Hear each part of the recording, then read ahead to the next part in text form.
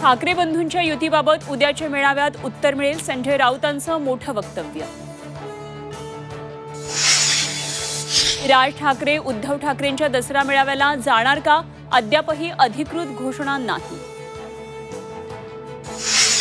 दसरा मेळाव्याचा खर्च 63 कोटींच्या घरात, भाजप प्रवक्ते केशव उपाध्यांचा दावा, 63 कोटींची मराठवाड्यात मदत करा, महाराष्ट्राच्या उभारणीत लावा, केशव उपाध्यांचा उद्धव ठाकरेंना सल्ला।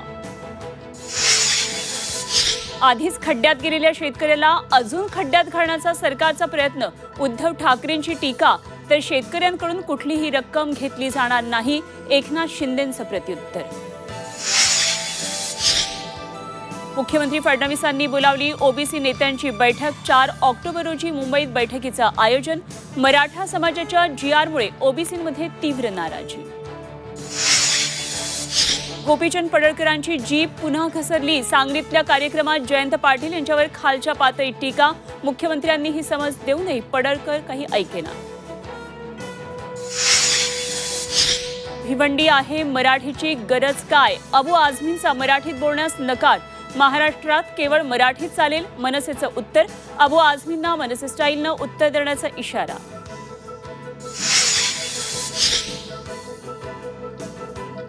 झेडपी पंचायत समिती निवडणुकांसाठी आरक्षण सोडत 13 ऑक्टोबरला आरक्षण सोडत जाहीर होणार, राज्य निवडणूक आयोगाची घोषणा।